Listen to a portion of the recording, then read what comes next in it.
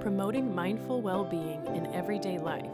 This is the Pragmatic Alchemy Podcast with your host, Courtney Edwards.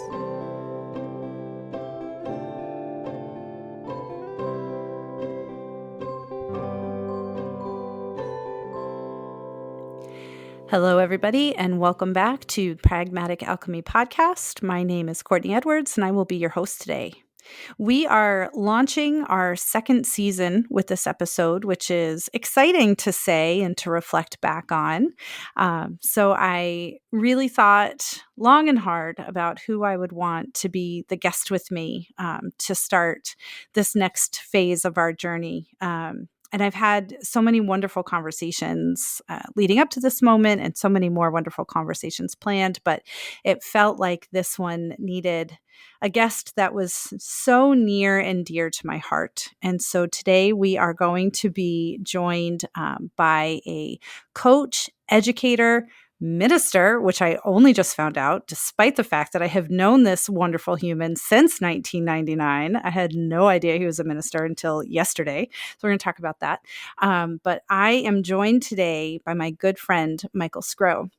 And Michael Schmoops, I'm going to call you all the things because I don't even know which name to pick. Mike and I met in 1999, as I mentioned, at Fordham University when we were hall directors together.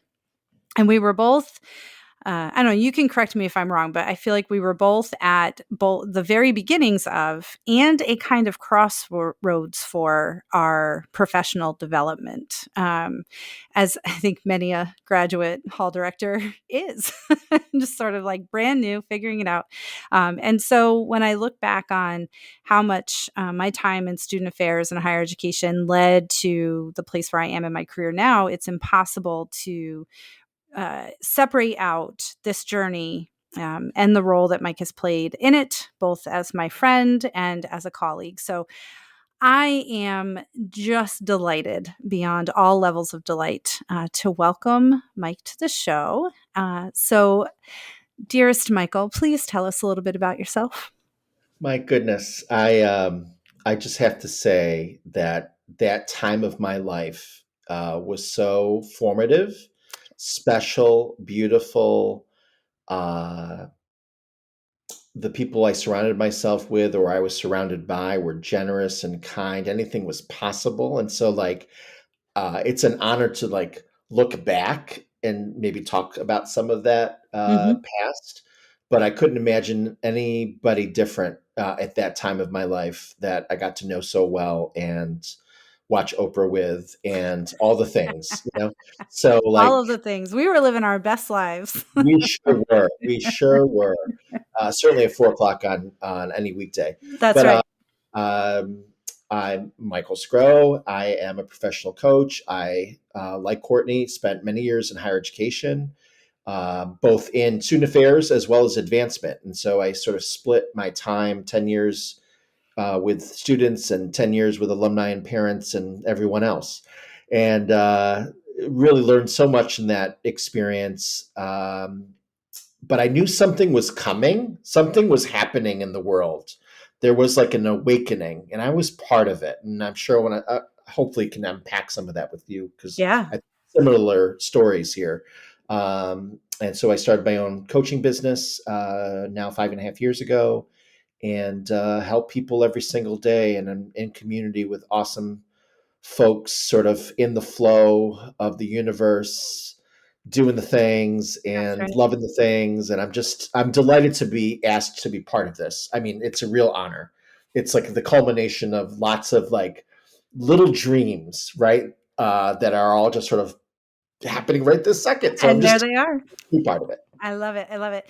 Yeah, it's funny. I don't even know if I've ever told you, like just witnessing the beginnings of your journey as a coach and you going out and hanging your shingle and doing your thing and figuring out all of the steps to make that a success was really inspirational when I had my first idea of doing this. And I was like, well, here's a game plan. Here's a role model that I can look up to and see that it is possible that we can achieve these goals and achieve these dreams. And I stole from your website just because I wanted to read this for people who are listening. One of the things that I find so beautiful about your work is your mission, which you have defined on your website as to coach extraordinary leaders and develop empathy as a core competency with love, community, excellence, creativity, innovation, and fun.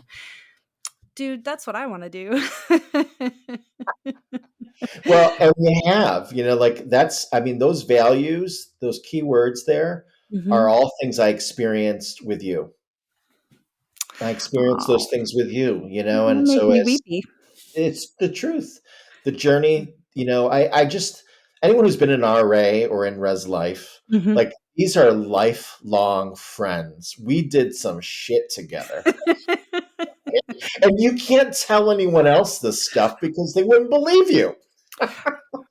Right? Right. It's true. It's true. And that's why I always use the term res lifer because it does change you too. Like That's it just, yeah, those relationships are so intense, so formative, to use the word that you did before. But also it's a life. It's not just a job, right? When it's live in, like anybody who's done live in student that's affairs knows like that's you don't turn it off. You don't go home. Like that is it. And so you're, and I don't wanted to, be dismissive of true military experience because it was not that, but we were in the trenches, right? Like we yes. were in it together, and that level of bonding to just to be able to survive that. I Yeah, called it the 9 to 5, 5 to 9 job, right? yeah, Like, yep, which shift am I on, right? Who's on the shift tonight, right? Who's yep. on duty, all of that stuff.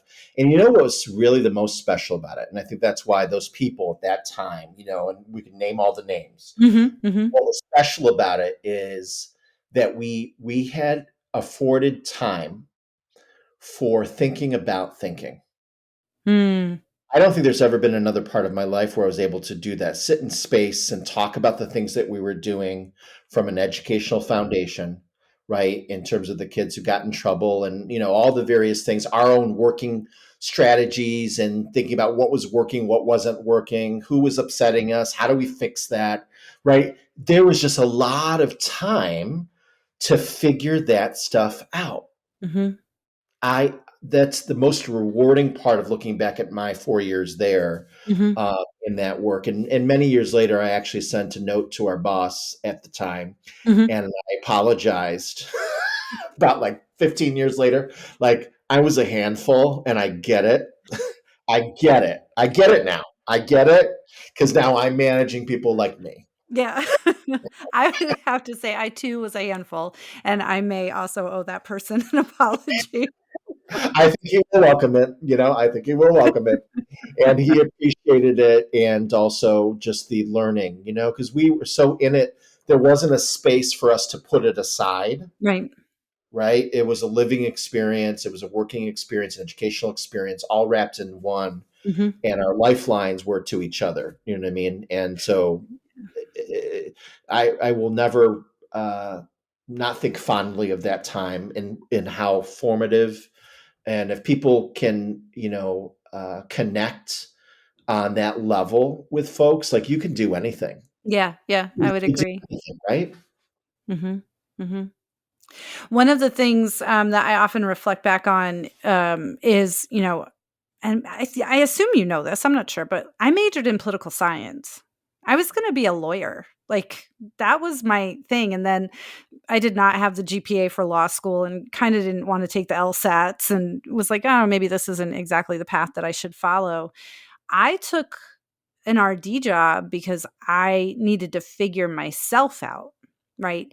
And that whole perspective of the time was like focused on career. I needed to figure my career out.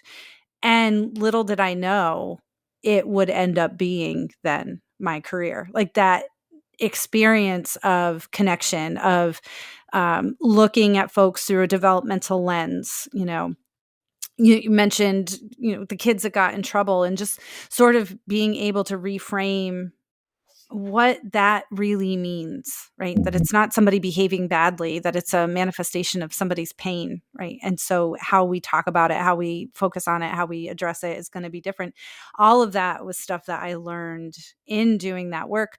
And it was kind of by accident, right? I didn't ever think that I didn't think I was ever going to be a counselor. It was not really on my radar at all. And it was only because of becoming an RD and really living that life that I ended up here. I wouldn't be here if it wasn't for that. If I had gotten out of undergrad and, just I'll work in retail or as an administrative assistant or something until I figure out what I want to do, who even knows? But it wouldn't be here, because all of those building blocks came from those experiences. Okay. And same, but also different. So like where I sort of was on a parallel path with you was more on the leadership route. And so what I saw prior to being a residence hall director, having been an RA, is that I ended up being the RA of RAs. Right. So I like, can see that about you.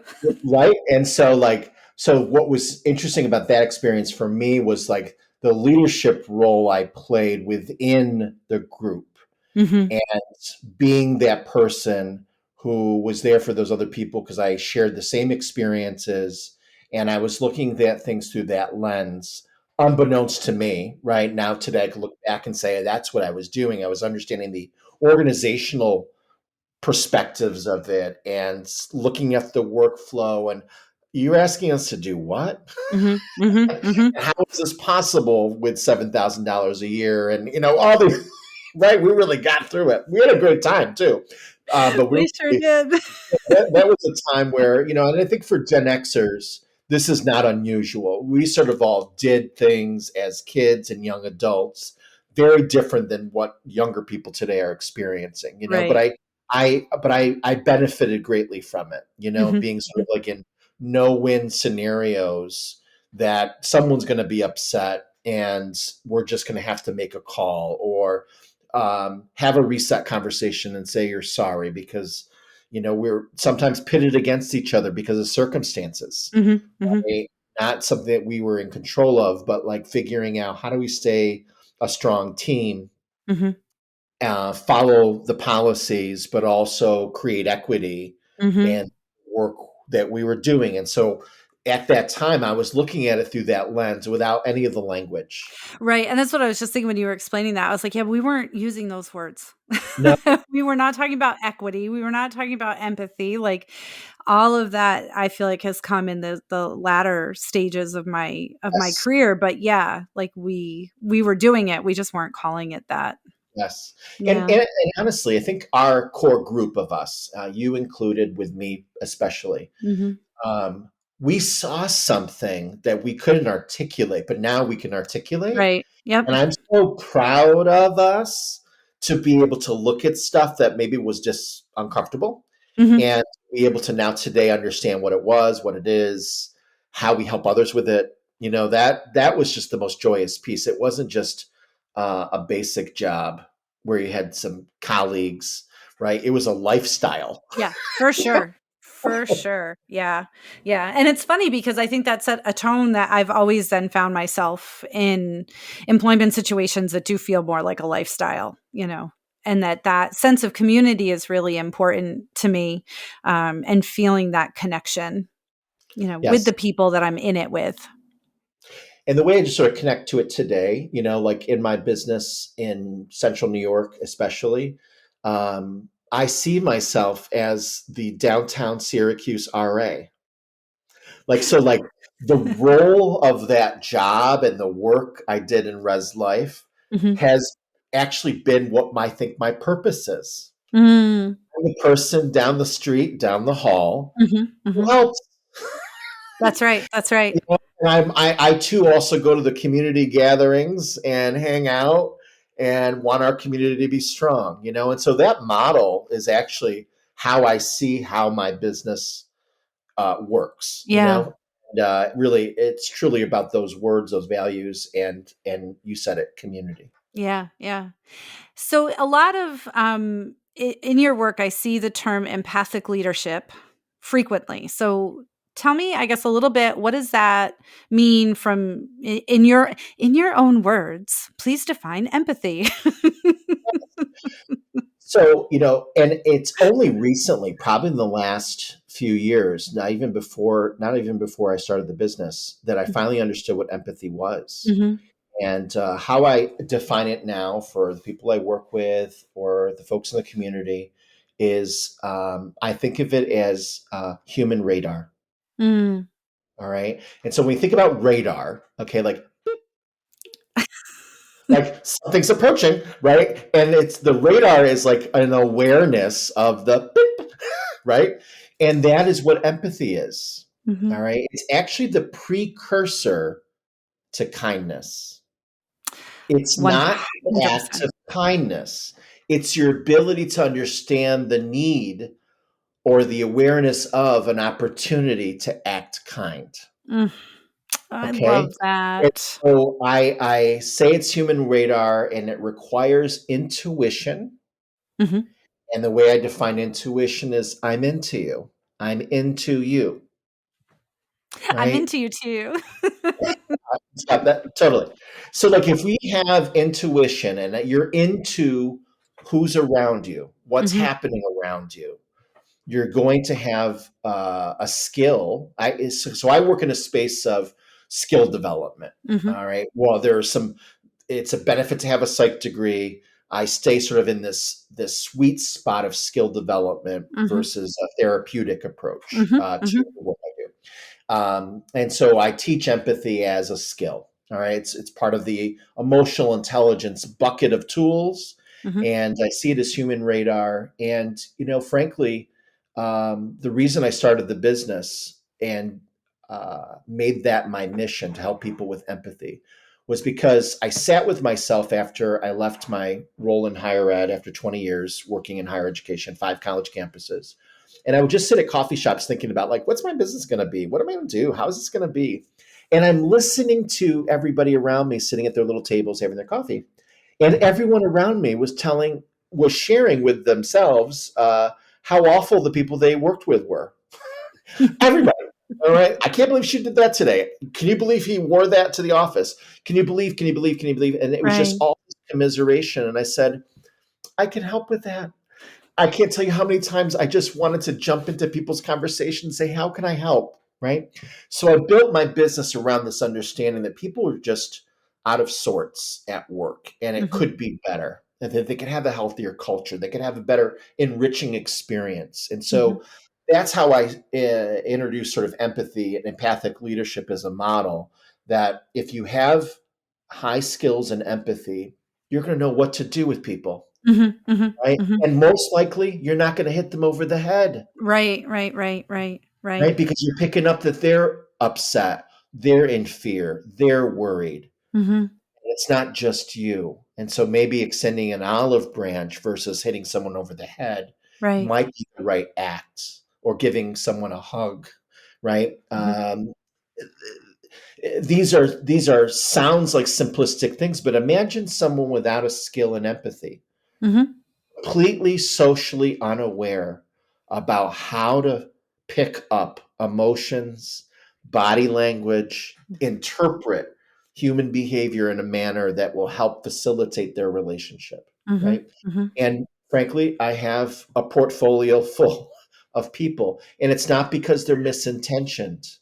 Mhm. They didn't know what they didn't know. So empathic leadership is really just that cultivation of empathy and using it as a leadership experience practice to help with relationships. I love that in that it probably, well, I'm going to make the leap that it dovetails really well with my anti-capitalistic ideologies, but we'll stick that there. I guess the one thing that I wanted to touch on, because where I see, again, like you were saying, we had these parallel paths that shared so much in terms of philosophy and ideology, but had a different focus.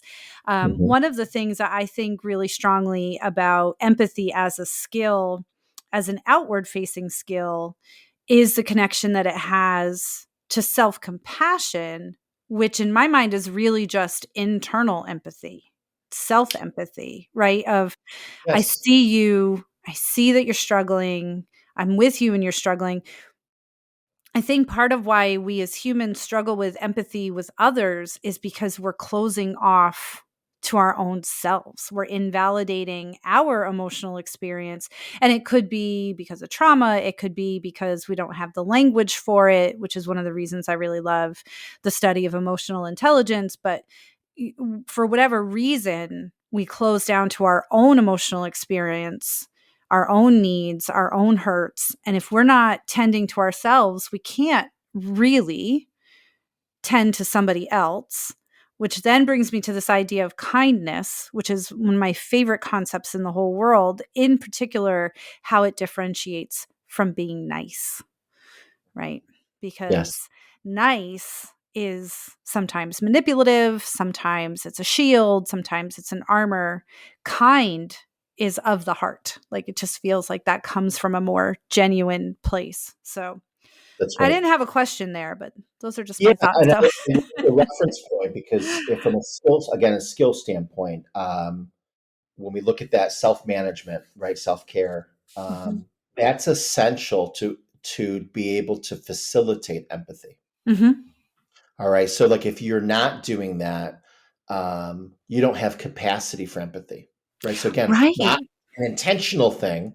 And a lot of us are walking around with internal experiences that are raw, fraught with concern about whatever, stress. And when you don't manage that, you don't have radar, your Mhm. radar is diminished, Mhm. right? Which then turns into sour relationships, would then create more negative internal experience, and this Right. just turns into a cycle, right? So you have to look at sort of these two things as separate things, and those of us who have stronger practices, more effective practices in managing how we feel, and Mhm. understanding that your internal experience is not about your external relationships. Mhm.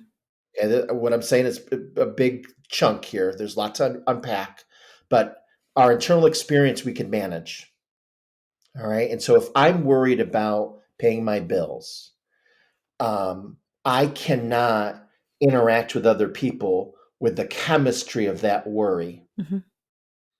because it has nothing to do with them. Mhm. Mhm. All right. But a lot of us think that the way that we solve our feelings is by managing other people's. Right. Right. It's an independent step. And so those of us who are managing our internal experience, taking care of ourselves, focusing on that in real time, Mhm. not getting a massage on the weekend. Feelings are happening all the time and they need to be Right. managed and curated with curiosity and value all the time, Mhm. right? We've lived through some very sensitive, dramatic times, Mhm. right? Mhm.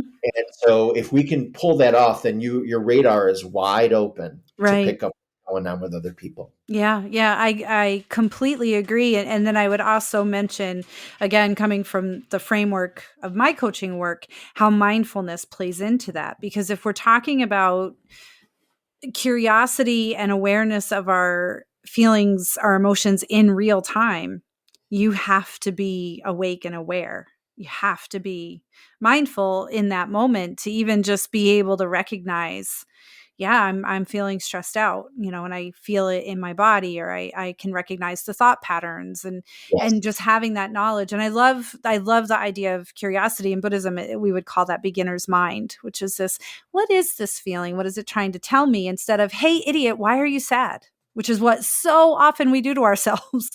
Yes. And too many of us are socialized to believe to shut down Yeah. things that are comfortable versus exploring it, right? I Hmm. think of discomfort as our mind's eye, our body, our heart telling us to open the window to your feelings, Hmm. right? Learning's about to begin. Right? Yeah. And so keeping the window shut because you can't understand the weather with the window shut. You might be Right. able to see the weather, but you're not gonna be able to feel the Not weather experiencing it. and Yeah. experience. Yeah. That's right. Yeah. That's right. Yeah. And then when you experience it, you get to learn that it's not going to hurt you. Like No. it's just a Yeah. thing. It's just a It's thing just a that's thing. happening. It's an Yeah. experience, right? And I share with people a lot because they have very strong feelings about everything. Mhm. What I share is that a feeling, a thought, these are transient things. Yep. they are not permanent, Yeah. right? It's a period of time or a moment in time, and we're meant to understand them and not, frankly, not develop new core beliefs about ourselves as a result, And Right. so, really understanding the difference between, if you look at any of Brene Brown's work around shame and guilt, right? Yes, I apologize to someone if I hurt their feelings and I feel guilty about it, but Mhm. shame is I'm a bad person, Right. Right. right, Yeah. for hurting someone's feelings, right? The And first so time we I ever heard her explain that, it was like just all of just all of my self-protective armor just feels like it just went up in flames. It was Yes. just gone. Yes. And I was like, "Oh, I can actually understand myself better now through this Yes. lens." Yeah. Right. That's right. And Yeah. it's those experiences of navigating relationships and resetting and apologizing or creating. Mhm. I mean, I look back at our time and our experience together, 20 years ago, and understanding there were times where we were both upset with each other Mhm. or or elated with each other, right? We're meant to have human experiences. Mhm. Mhm. That's right. Right? That's right. And so they're going to be, roller coaster ride, but you stay on the roller coaster. Yeah, you do. 'Cause Stay on the roller it's coaster. fun. The Right, roller that's coaster's right. fun. And that's how we sort of develop that emotional agility Dr. Susan David talks about, right? You have to sort of, you're going to, she says, basically, that life is uncomfortable. Mhm. And, if you don't want to be uncomfortable, then you have the goals of a dead person, right? So, I love that. he has this very wonderful TED talk, and that part comes right in the middle. And the audience was tracking the whole time, and then they're like, "What did she just say?" I And can then, imagine, like, silence and then, like, yeah, "Oh, whoops." so yes, we have experience. We're going to have new experiences, and we'll figure it out. But these core components of taking care of your own feelings and being empathetic Mhm. are sort of practices that allow us to facilitate these things. And one other thing that I think is important that she said, Dr. Seuss David, and I didn't realize this until I saw her TED talk, but if you stay with your feelings too long and you analyze them too intently, she calls this process amplification. Mhm. And amplification is what I talk to people about is commiseration, Mhm. right? Mhm. Keep on repeating how so and so frustrated us, right? Right, And right.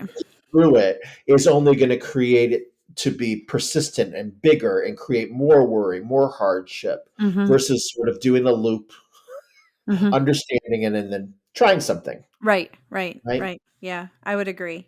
And I can definitely recognize where there were moments of that, both, with our cohort and then other intense student affairs jobs I had where it would be easy to just get into that sort of spin cycle of negativity, without really having a way to kind of close that loop and redirect that energy into something maybe a little more positive. Yes. And Mhm. what I found, and it started at the time when I worked with you, I found on just sort of this leadership track is that while I might commiserate to be a shoulder, I would end every conversation. Well, here's what we're going to do about it. Mhm. Mhm. Here's what we can do about it. Right. And so instead of commiseration, it was problem solving. Mhm. And when you do a lot of that, in my opinion, in the workplace, particularly, um, people will count on you to help them. Mhm. That's how what I define as leadership, right? It's not how many people that you manage, right? It's Right. being a problem solver. Mhm. And it's most typically about interpersonal relationships. It's not typically about the budget. Right, right. Yeah, People, right? I would agree so much. I think the vast majority of our issues are actually interpersonal in Yes. nature. Yeah, Preach. yeah. Preach. Yep. And so those of us who are problem solving with other people, you build up a portfolio of social proof and evidence that you're a helper, right? And so Mhm. like in my years of working in higher education and doing that kind of helping on 5 college campuses, both Mhm. big and small, the reputation was built that I'm a problem solver, I'm Mhm. a helper, right? And so it just sort of made sense that I would do that on my own with everybody versus now being landlocked in only working with those people, Right, right? right. I So do that's wanna just add a tagline based on what you were saying before about your earlier, RD experiences. Could you have a new tagline, where you market yourself from problem child to problem solver? And then just the whole we thing have right to make there. some references from the past to make sure that that is true. But yes, they have to give us some new feedback. Yeah, Yeah, I like it. people who go through it, that's where the learning happens, right? Like Oh, for we sure. don't go into situations knowing how to do everything, right? Right. No, I agree completely, and I say that to clients and to students all the time, like, we don't learn much. Most people don't learn much from our successes. We learn so much more from the places where we stumble and fall and struggle and have to problem solve and get resourceful. And that's where we actually learn stuff. I feel like these things that we look at as character flaws or negative experiences, like that's where all the magic is, right? Hmm. Hmm. Just even taking the name of this podcast, like alchemy requires the common, the mundane, the dirt, the cast off materials, and then you turn it into something amazing, and then you can't do that without that base material. So That's right. embrace the challenges, because that's where all the good stuff lives. And just to get to back to an earlier sort of conversation we had about how we know each other and all that, Mm. I look at my experience over time, including our relationship, and see that as the success. Mhm. I didn't look back at my time and work and say how much money I made and that was success, Mhm. where I worked, corner office with the view, any of that stuff. Mhm. It's the people who've come along with me, Mhm. right? Because I've been walking alongside them as well, Yeah, right? I would And so agree. that's what makes this so sweet right now, Mhm. right? To be able to look at that and look at this journey, look at how it began, how it was and how it's going. Great, great. How's it going, Oh my right? god. I gotta see if I can find a picture of how it started and how it's I going. bet we can find a few. My 27th birthday, I think there were some photos. A baby blue shirt with lace, you might remember. I Yeah, think I do. I think I do. yeah. We'll have to, when this airs, we'll have to add in the comments some I'll of have these to see if photos. I can find it. Yeah, yeah. Oh my god. Oh my god. So, Yeah, one of the questions that I did have for you is, we talk about empathy. You're talking a lot about, relationships in the workplace, but the focus of this podcast is promoting mindful well being in everyday life. And so, how does empathy show up in everyday life for you? Both in and out of the workplace. yeah. I think it's a go back to a word we use. It's a lifestyle. Mm, It's a way of connecting with universe. It's a way of being. It's a way of getting from point A to point B, whether that's home to office, walking the dog, and so it's a human condition. hmm Okay, it's omnipresent. It's there. It's curated, cultivated, and so if you've got this human radar, I mean, just enough about how to start any new conversation, continue a conversation, be in presence of others, hmm right? So I'd say uh, the fact that it's so habitual for me now allows me to conduct myself and bring peace wherever I go, mm, in every occasion. hmm Something that I share in a lot of trainings around emotional intelligence is that all of us will get triggered. Their triggers exist because there's thorns. Michael Singer talks about these thorns. hmm He wrote Untethered Soul, that's sort of within us, and they remind us of something that's living inside of us. hmm And so I have a choice in that moment when I'm triggered to fight, flight, freeze, hmm or I could choose to use the word compassion, hmm right? Be compassionate. So I try to live my life in my new experiences with people every single day, with this being a compass, being a radar. So I'm oriented to whatever it is I'm walking into. Right. I love And that. so, I can almost always do that until I'm behind the wheel of the car. And then I forget every mindful lesson I've ever learned, every self-compassion lesson I've ever learned, every empathy lesson I've ever learned. It's out the window along with some curse words and Yes. flying middle fingers. So talk Yeah, about and being triggered.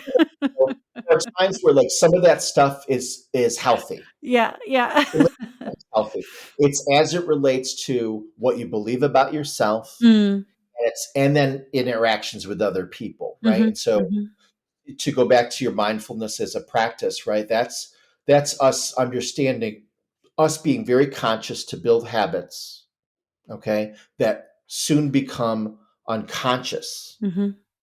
right? So those people who get up every morning and run, it's an unconscious habit now. It's their practice. They're Mhm. not even thinking about it. It's just what they do, Mhm. Mhm. right?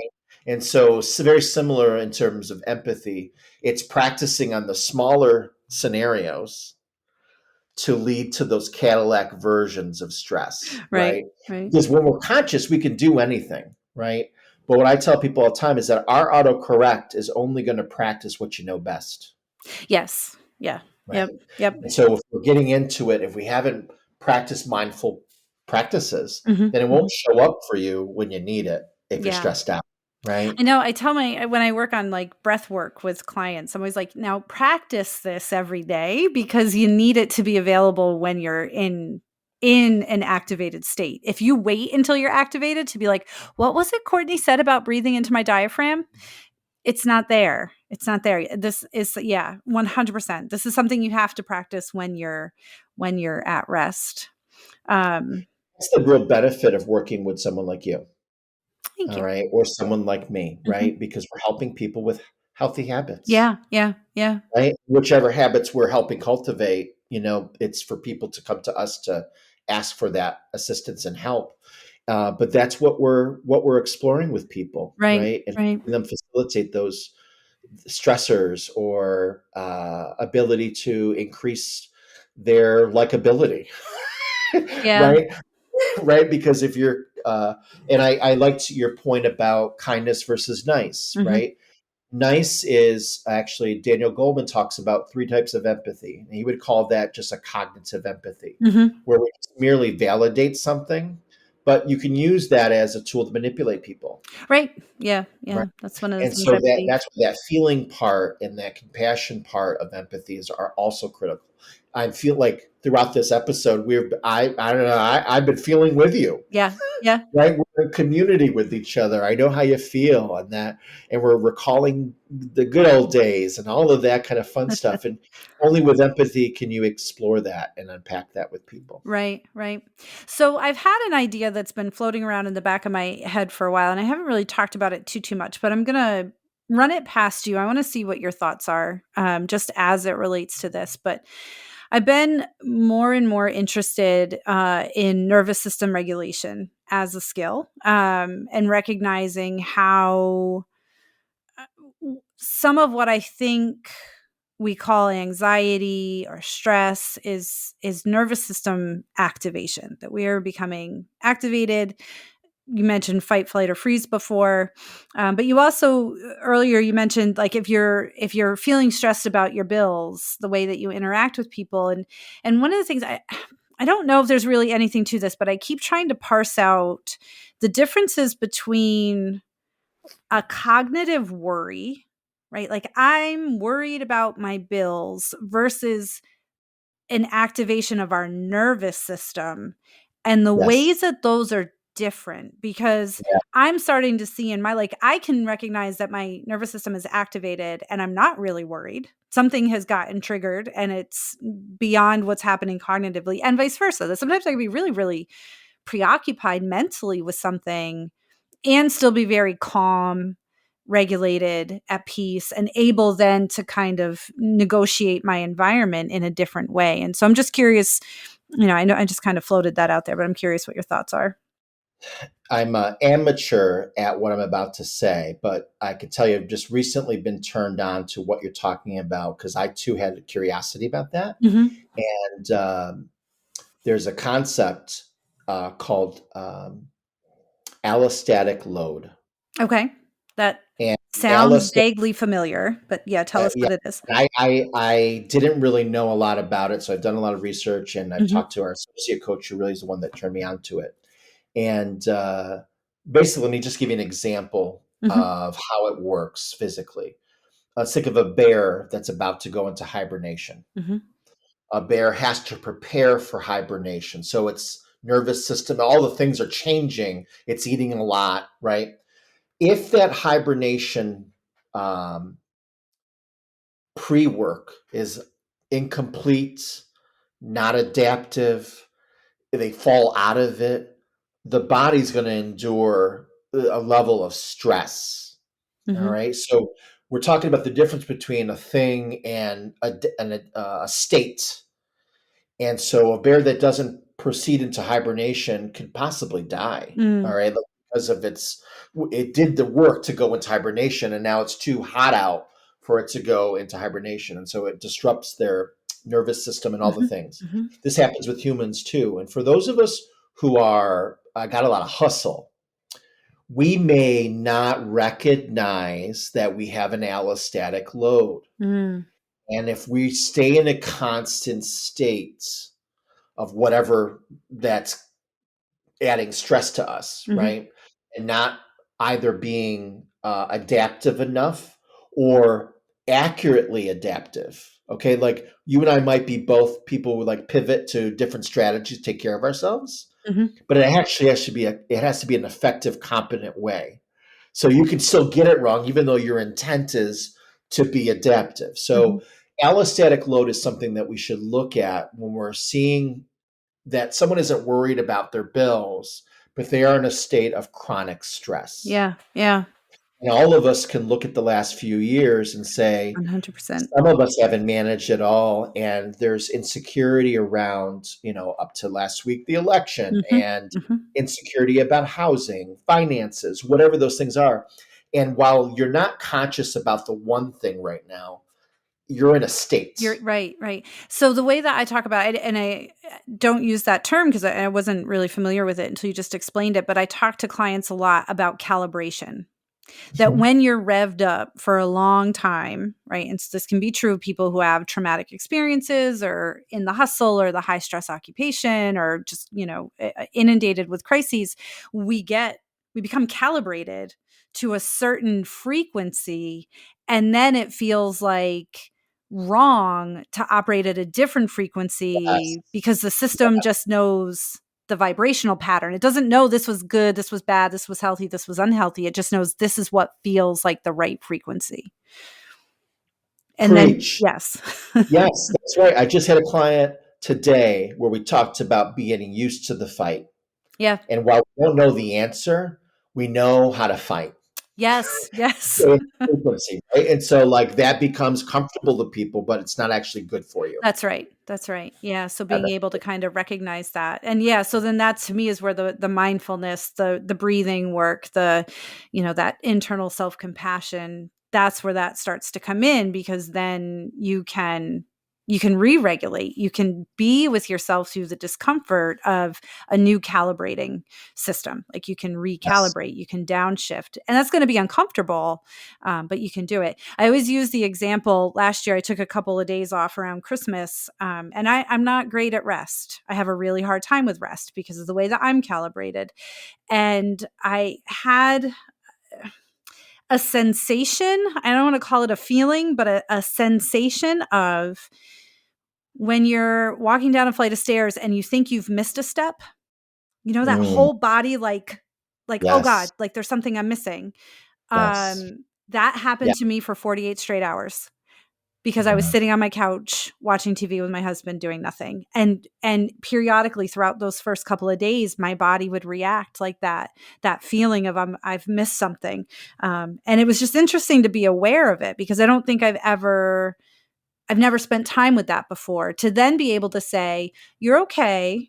It's a sensation. It's your nervous system reacting. You don't have to do work right now, right? Because we want to revert to the thing that we know will fill that space, or meet that particular need. And so just being able to be with myself and be like, it's okay. Like this is uncomfortable, but you're all right. Go back to the couch. That's right. you know. Well, and I'll tell you, I'm really pleased and happy actually that happened. And the reason why is I've experienced the same. And those of us who help others with these things Hmm. actually need a community of We ourselves. sure do. Okay? Hmm. And so, like, who helps the RA? Yes, Okay, really, ultimately. And that's so, right.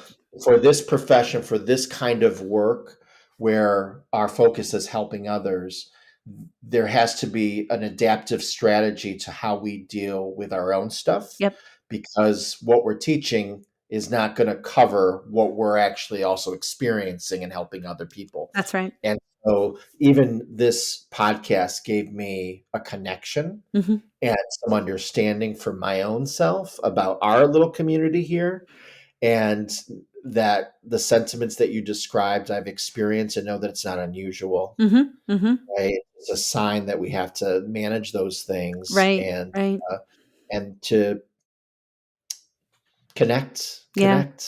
just to connect. 100%. One of my favorite memes, just to that last point, and then we'll work on bringing this to a close. But there's a meme I see that we tell therapists. I teach therapists in training, and so I always say, therapists should have a therapist, like a counselor should Yes. have a counselor. And there's a meme that says, if every therapist should have a therapist, who's the head therapist? Yeah, like the cycle continues. Same thing for coaching, right? Every good coach has a coach and That's good right. coach. And so, like, well, then, like, who's at the behind the scenes at the Who's ultimate, the Yeah, head coach? yeah. And when will it Well, be you? yeah, Yeah, is it already? make this a little meta. It already is, Yeah. right? Because if you're doing the thing that helps the thing, then you are the head coach, Yeah. or you are the head therapist, you are the head counselor, right? Because if you know it, it's like this.